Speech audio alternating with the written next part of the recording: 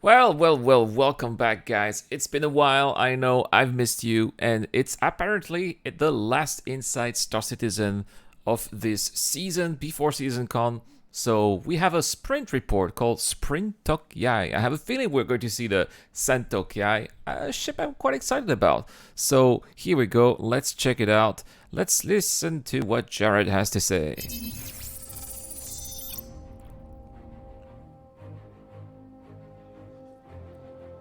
Oh, nice Drake shirt. Some of the upcoming merch for Season Con, perhaps? Look at Jared, looking so sharp. So yeah, I'm back in LA. Everything's the same, kind of weird, kind of different. I don't have my studio anymore.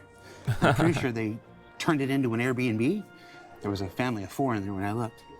But yeah, ISC. Normally, we'd be on hiatus right now. It's October. But since everyone is focused on CitizenCon right now, nobody's really paying attention to what we're doing over here.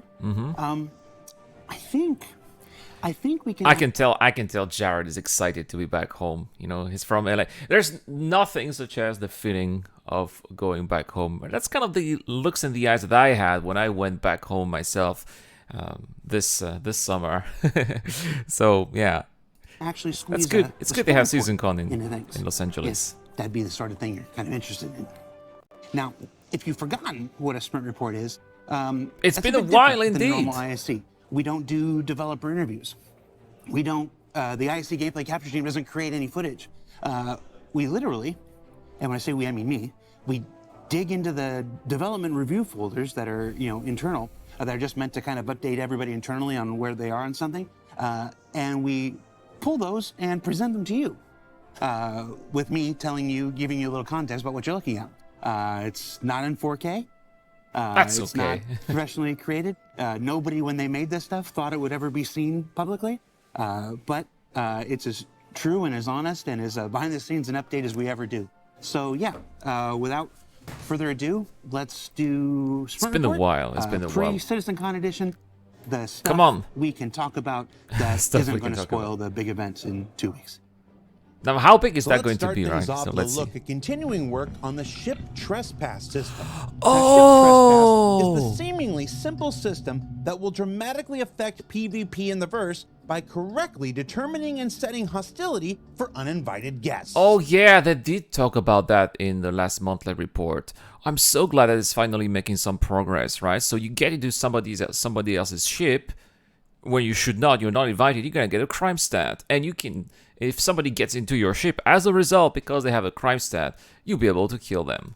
What you're seeing here is one player boarding a ship that is not their own, and of course receiving a warning indicating they're unlawfully entering the ship. This makes them hostile, as well as fair game for anyone else on board to attack without gaining a crime stat of their own. Now, does this happen the second they get into the ship? That's what I want to know.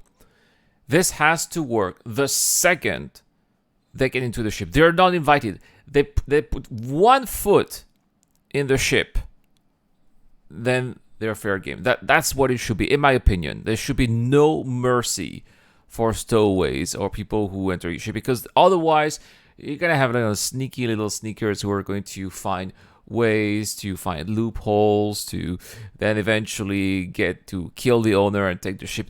It's always going to happen, right? So it needs to be at the first step inside a boundary. Boom, they're fair game. While the intruder will become big crime statted the very moment hostilities break out.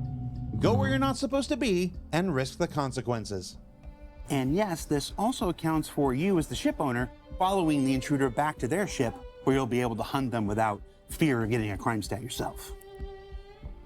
Oh yeah, because they have a You crime also stat, right? may notice that the ship owner gets no notification at all. For intruders, your presence is no longer spoiled by automatically joining a comms channel. If the owner of this test doesn't see you, they won't have any indication you're there. Oh, interesting. So that was actually something that could tell people before if you had the stowaway or not. In this case, you are going to have to inspect your ship to see if there are any stowaways or not, because otherwise You know, people can always sneak in. You'll never know. Boom, you are in unmonitored space. They'll kill you, and that's it. So you have to inspect your ship. You have to be careful before you fly, especially if you have some big time, high value cargo in the back of your ship. Very interesting that they removed here the notification in the comms. I'm not against it. I'm not against it. At least until scanners and some such come into play later down the line. Oh. And as you can see, ship trespass also extends to vehicles and ships as well. So don't go docking somewhere without asking for permission first. Oh, even if you have like a hangar like this. Oh, so that's going to... well, I guess if we are... Does it work if we're in party? That's what I want to know. Because here, Jared did not talk about parties, right? If we're all in the party, I think it should be okay.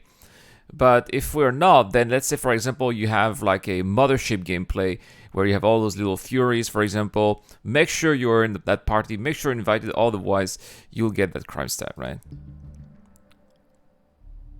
Meanwhile, the EU Landing Zone 2 team is continuing their work on extending the new player experience to New Babbage with some new navigational signage you can see here. A lot of news there. As well as adding a few new shops along the critical path to facilitate a better first experience for players. Like this Kelto you can see here. Kelto! Kelto!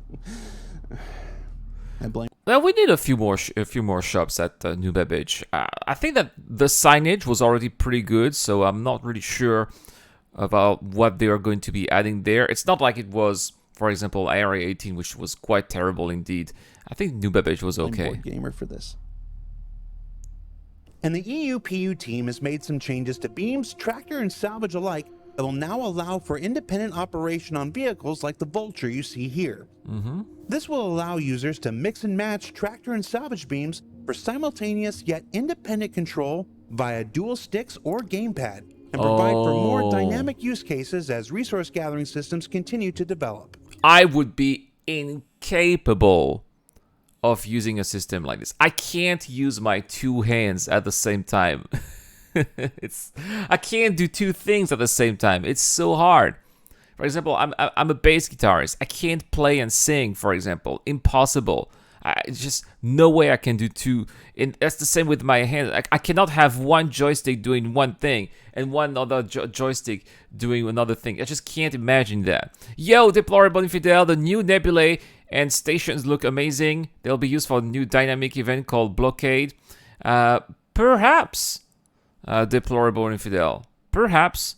That's a possibility. They could be blockading the entrance of a star system. It's possible. Abiographer's happy affiliate anniversary. This popped up immediately. Yeah, apparently it's been, I don't know, 2 years or 3 years. What is this drawing? Not you too, Dev. Hey, Jerry, can you make a quick espresso? Yeah. Yeah. Hi. They asked if they could make an espresso first. That was nice. Oh, yes. And since many of you are looking forward to... Jared is back in LA. We can do it right there. Well, the espresso is Many of it's you been are quite looking nice. forward to further iteration. Oh yeah, he did get a haircut quite a while back, I think. Even the last ISC, he already had it, and even the one before. Jared has been looking quite sharp these days. Good for him, you know. Looks like he's taking care of himself. That's great. On bounty hunting. Let's keep our tour of potential gameplay changes to ships going with the Anvil Hawk. Oh. Now, one of our team members on the EU Vehicle Content team recently completed a first-pass sprint revisiting the Hawk to explore a potential new methodology for loading and unloading what I'm just going to affectionately call the Wanted, Fugitive, and Stasis cargo containers, or WIF for short. There we The go. That's idea what it looks being like. that once you've captured and contained your prey in the WIF and set it down behind the ship, this articulating arm would then come out and, using the power of electromagnetism, suck the into its grasp and pull it up inside the vehicle. Nice. Yeah, all this for the whiff. Well, bounty hunting definitely needs a little bit of an update. It's kind of the same all the time. Just go somewhere, kill the person, that's it. It would be great if we could have the option to bring the bounty or the wanted person alive, bring them home, and that's what we're gonna be able to do eventually. We'll be able to bring them to some security outpost or security offices and then deliver them. Looks pretty good. All right, so it should be noted that the wanted, fugitive, and stasis cargo container is something I made up about 55 seconds ago, and has not been vetted or approved by any member of development staff. But I feel good about my chances. So let's go ahead and stick with vehicles for a bit and look at the old tried and true Freelancer, which Oh. is getting some work done to fit all of its necessary item components in ahead of the resource management system coming down the road. Nice. Wow, that is indeed quite. Look at that. Look at all these things we'll be able to put there. It is for boxes. Yeah, it definitely looks like it is for boxes. So in the middle is gonna be for the regular containers. They're gonna walk here on each side, and we'll be able to put all the boxes here on in the walls. That's great, right? Components. Oh yeah, for components. Well, I guess we can put boxes too. Yeah, well, I don't think. Come on, the Freelancer is not gonna have so many components, right? But yeah, I guess you're right, Gruff. Meanwhile, Elwin and our North America vehicle content team have recently completed a first pass sprint X1. bringing the Origin X1 to life, which you can see here is undergoing just a few minor changes from its concept, necessitated by continuing development of the vehicle component and resource management systems. Now, while this is still white box, That is hasn't white stopped the box. team from also visualizing some baked-in lighting improvements, and overall, even with the subtle shape changes, Oh, this looks the so X1 good. is looking fantastic in its white box form and will only continue to look even better as it progresses further down the pipeline towards release. Now my question is, how do you get in this one, right? How do you get in the X1? It's like, how do you climb on this? Do you just jump? That's always something that I've been wondering about ever since I've seen the first concepts. Hey, Solar Dasher, Freelancer is gonna become Box Runner's perfect ship. The Freelancer is a great ship, you know, it's got great shield, it's actually decent at combat. That's actually the ship I use in Pirate Swarm, for example. Yeah. The X1. It's gonna be a good little racer, I think. We've also got a brief look inside the white box progress of the RSI Apollo Medevac, which is currently in production.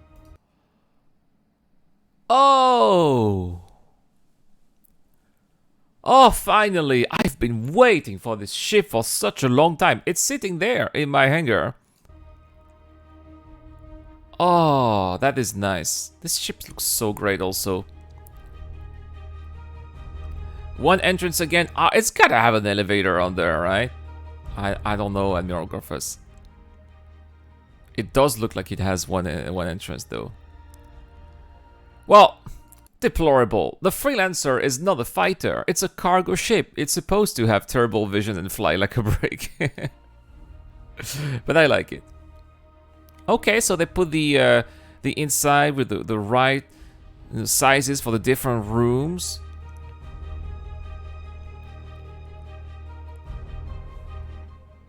I guess you're right, Gruff. It's probably one entrance indeed.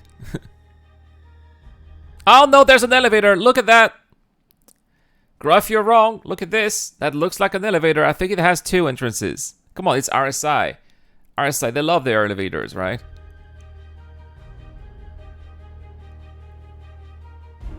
And I still think the Apollo exterior looks too damn cool to be a space ambulance. John, Ben, I'm gonna need a fighter or smuggler variant of the Apollo. Yes, that I absolutely agree. It's actually one of the best looking, if not the best looking ship from Rubber Space Industries. It's such a waste to see such a design being just a bloody ambulance. The ambulance can be a variant, and you can have a variant. I mean, this can be RSI's competitor to the Cutlass. Right? Gruff says in the chat he would totally buy that, a smuggler's version. The Perseus is the best RSI ship. It's a bit big, that's the problem, right? You're not going to be dogfighting, or you're not going to be doing some crazy maneuvers with the Perseus. I think the Apollo will be able to do that. It's the perfect answer, potentially, to the Cutlass, and yet it seems like I don't know why. CIG seems to be completely oblivion to that. Only Jared gets it. And no, if you're thinking that's a hint or anything, it's not. It's just me abusing my platform and position to make a personal request. Yes! Let's talk about the Santok Yai. We haven't talked about the Santok Yai in a while. You can see here the alien material work continues to iterate as members of the NABC continue to develop the resources our Xi'an friends There we likely go, use Solar to build agrees their too. ships from. So, the Through the use of a Santok Yai. variety of material maps, they're hoping to land on Oh. what's essentially an alien version of carbon fiber. We should add lots of nice detail to the exterior and then add a pearlescent finish that'll really make it shine in the light. Oh, this color is so beautiful. Look at that. This ship is not going to be flown by anybody. It's probably not going to be very practical, but it's so beautiful. Why are these lasers, these guns floating here? Is this Xi'an technology as well, or is this a bug? It's not controversial, Gruffers. It's fine. If you don't like it, that's totally okay.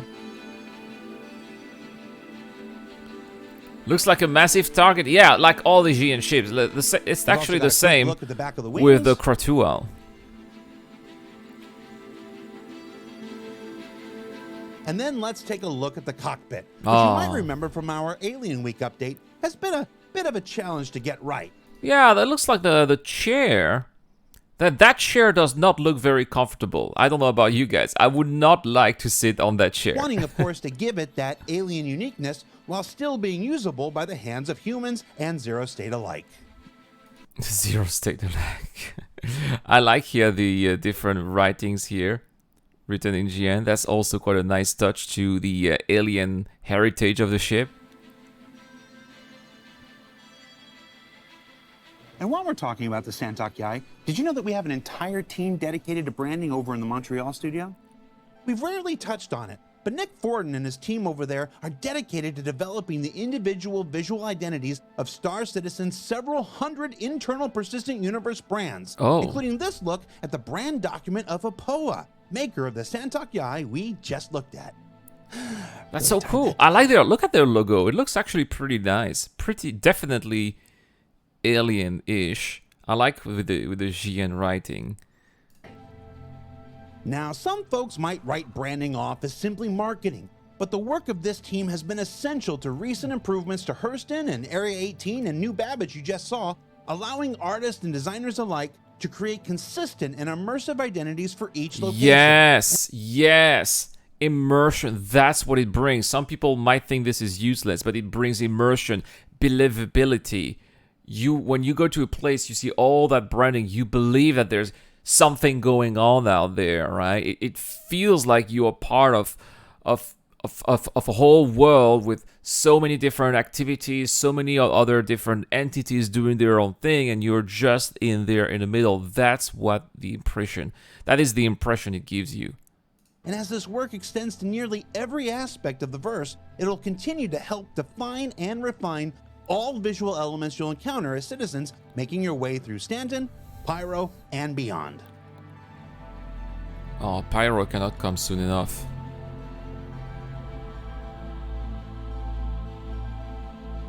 Look at that, they even have their own little commercial.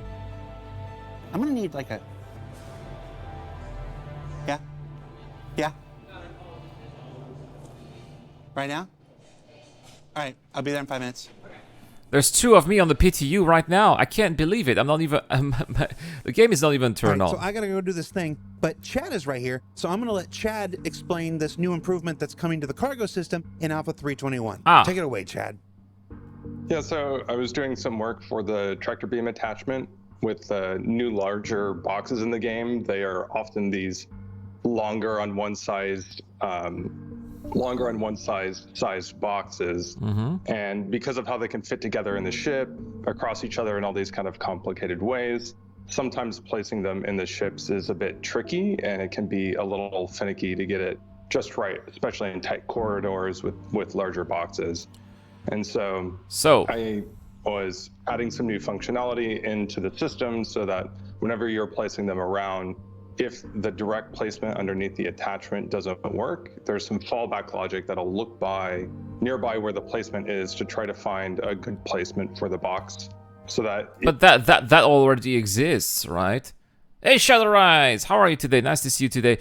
I mean, that's already what we have in our ships, so I don't understand. I don't understand what's new here. It makes it essentially more forgiving whenever you're using the tractor beam. In the ships with these larger boxes, you can place it such that maybe it's just a little bit off the thing. Oh, that. Okay, so it's like a bit off the thing, so it's easier to put, but it's still on the grid. I see. And instead of just not giving you anything as far as like placing it, it'll give you another fallback option.